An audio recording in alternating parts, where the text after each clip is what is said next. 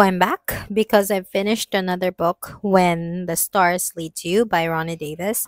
And the reason I picked this up is because I was feeling like in the mood for a YA light romance kind of thing after reading literary fiction, which is Ask Again Yes, which had like kind of heavy topics. So it served as a palate cleanser, and the cover, like this calligraphy typography thing, plus it matched this one tab set that I had, the color palette. So basically I was sold. This is a cover buy. And yeah, like I said, I don't have, like, I'm feeling romance at the moment, but I don't have any young adult romances here in my shelf. All I have are adult romances. So I was wanting something more fresh and young and not too dark. That's what I wanted, not too deep topics. So that's why I picked this up. Okay. And boy, was I surprised. It doesn't say in the Goodreads description what exactly this is about. So, and the back doesn't say anything either, but we are following this girl who is aspiring to be an astrophysicist. So she's obsessed with stars. She loves constellations. She uses her telescope, identifies constellations and all that. So that's what she really wants to do. And she meets this boy during a summer. So she spends summer there each year, but then this one specific summer, she meets this guy and they hit it off. Okay, but it this took me completely off guard. This was initially a 2-star book. Okay, but then I changed it into 3 stars after reading the author's notes. So that's an example of me changing my star ratings all the time. As again, yes, I gave this 3 stars, but I changed my mind and I'm giving it 4 stars now. Reason why I'm giving this, I initially gave this 2 stars, is because of the writing. So this girl, she is supposed to be what? In high school, going into college. So that's around 18 years old, I think, when you're in the States. But she is written like she's a middle schooler. This whole first part, the before, okay, that this is the summer when she met the guy. But it felt so flat. That's the only thing I can say about it. And actually, as for the rest of the characters in this book, sorry for the kids. The rest of the characters in this book, they are all flat. Okay? There is no personality to them. I won't even remember their names because they are that two-dimensional. It does help that it's short because, like I said, this is just a palate cleanser. I just wanted it to be a fun read. So I just kept reading. Okay, so this is easy. Just kept reading it, blah, blah, blah. And I thought I was going to have like a very light, fun time. This book is about depression and loving a person that is having these mental health issues wherein they want to off themselves. So I was like, okay, this is not the read that I was anticipating. But if it were just a love story, it would have stayed 2 stars. Oopsie. It would have stayed 2 stars because, like I said, the writing didn't work for me. I was wanting really the beachy setting, but then it was actually pretty rushed. It was just one part, like very, very small at the beginning. Like I thought it's gonna be the whole summer, this whole book. That's what I thought was gonna happen. So anyway, yeah. So and then suddenly in the middle, like the boy character, he started to like act really strange. His behavior is like very faulty, erratic. Yeah, that is the word. Very erratic. And I'm like, okay, there is something going on. But I really did like the ending though. Okay, welcome to the spoiler part. For one, like I said, the summer fling thing, it's like insta love, love at first sight, and I'm not really one for that. But I wrote along with it because, like I said, I was just wanting to read something else, like not so heavy. And like I said, the writing is like a middle schooler's writing. I mean, middle schooler's voice. So it is kind of annoying. So at the end of the summer, so they meet. Um, it wasn't really entirely convincing, but what happens is, they like each other like from the first get go. They hold hands. Oh my gosh. So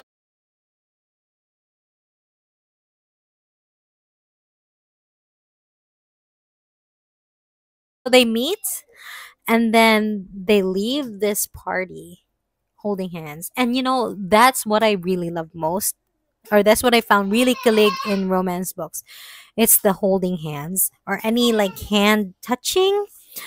Like for example, like I don't know, like even you just like putting hand over another person's hand. I don't know. That's the part that I find really romantic in romance books. And then when they held hands right after they met, or just when they met and then they left holding hands, I'm like, okay, this is not slow burn. They decided to spend like the whole day together, but the guy suddenly stopped texting her. Like he just ghosted her basically. Like she couldn't believe that she's been ghosted. Like she was waiting the whole day at her house, at her porch, and then she decided to just go to his house. But then, sadly, there were no cars in the driveway, there were no lights in the enormous dining room, there was no sign of life anywhere. He was gone, and he never said goodbye.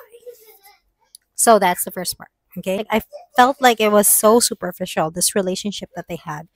But then later on, I realized that's not really the point of this book. Like, towards the middle, we find out that he is actually suffering from depression because he is an heir to this legacy family who actually has a big, like, what do you call this? Endowment to this school, to the school that the girl is currently attending. So she sees the guy there and he's like, okay. I mean, she was like shocked to see him there, but she's kind of happy, but also like a little bit angry because, he ghosted her. And then her friend says, oh, yeah, that's the son of one of the rich people who owns the school. Some commentary about her. Our main character is black, half white, and this guy is white. And his parents wants him to marry a girl who is pure white. So there is that commentary on the racial stuff, right? He's all sad and stuff, and then he tries to be happy with the main character and they hang out, but then sometimes he's okay and sometimes he's not. Our main character realizes that there's something wrong, and then she finds a scar on his wrist that is vaguely very alarming. And each time he gets into a fight with his parents, he goes to that dark place. So he talks about this dark place that somehow wins sometimes. And then it's actually a very interesting commentary on that perspective. I really love the main character's relationship with her parents, though, especially with her mom. She is so open about things. Her mom was like, okay, here's everything you need. So here are some protection and some brochures. Be careful. She is literally afraid to get hurt again. So she's like, okay, I can't entirely trust you right now, but I feel that I am falling in love with you. And then the guy said, yeah, I'm falling in love with you too. I actually really do love you. But then he keeps on suddenly disappearing, and then our main character is worried because she knows that he's capable of doing things to end his life. And she has also seen a lot of pills in his house, in his mansion, I should say. And so that's very alarming for her. She's been texting him all day. He's not replying. And then she's like taking a quiz, and then he texted, and then she quit taking the quiz, and she ran to his house, and he swallowed a bunch of pills, and then she called 911. The guy's parents, they were like, okay, thank god that you went to see him, because we wouldn't have been back in time to save him. And so he gets into this facility, and then she was like willing to love him despite what's happening. Like, of course, this is such a hard thing, right? Loving someone who is experiencing depression. When someone is depressed, you can't really convince them to do or feel a certain way. Like, you can't tell, like, the worst thing you can tell a depressed person is, stop being depressed. Life is beautiful. It's good. Just be content with what you have. You can't really tell that to people with depression. He said he wanted to get better, so he went into rehab. The girl visited him, and he was like, "Thank you for visiting me, but I want this to be your last visit because I don't want to ruin your life, or I don't want you to put up with my condition right now." And then, of course, Devin, our main character, is like, "No, I love you. I can handle this." And then he's like, "No, no, no, no, no, no, no, no, no." She still visited him a couple of times, but then he just won't go out and see her. And finally, she wrote to him that, "I shouldn't even be writing, but once upon a time I told you everything. It's a hard habit to break. You were such a big part of my life, and now you aren't. You didn't give me a chance to say goodbye again. So I guess I'm doing it now. So this is it. Please take care of yourself. Love, your sunset girl."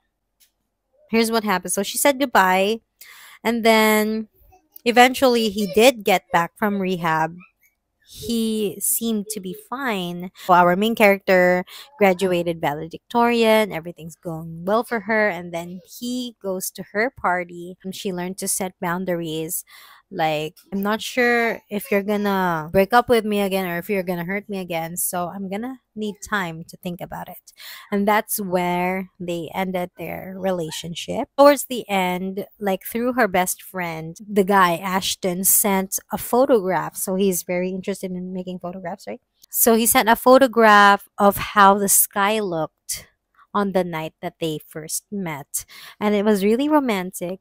But at the same time, we discover that our main character stood her ground, that she is living her life for herself now. Like, she isn't sure how this guy is gonna be acting in a couple of months or years down the line. And I'm so glad that she put herself first. I pulled out my phone, scrolled to Ashton's name. The contact picture was the two of us on Christmas Day. Happy, radiant, excited. I smiled at the photo, let out a long breath, stroked the key pendant on my chain, and relaxed. I didn't have to make a choice now. Because here was the thing, with or without him, no matter what happened, I was going to have an epic life. And I think that is brilliant. So it's not your typical ending that they end up together anyway, everything's happy, he gets cured so fast. So it's kind of realistic in that way. So despite the writing style, that I initially rated this 2 stars, and also the flatness of the characters, I'm giving it a 3 because I feel like the message is good. And I also like this one quote when our main character, was talking with her therapist. The therapist said, "Your feeling of betrayal is completely normal." And then she said, "But he's sick. I'm a terrible person for thinking these things." And then the therapist said, "Feelings aren't good or bad. They just are. But how you handle them is what makes you a terrible person or not." And I think I'll be ending this video with that because I really, really like this quote. So thank you so much for watching, and I'll see you in my next video after I finish another book. Bye!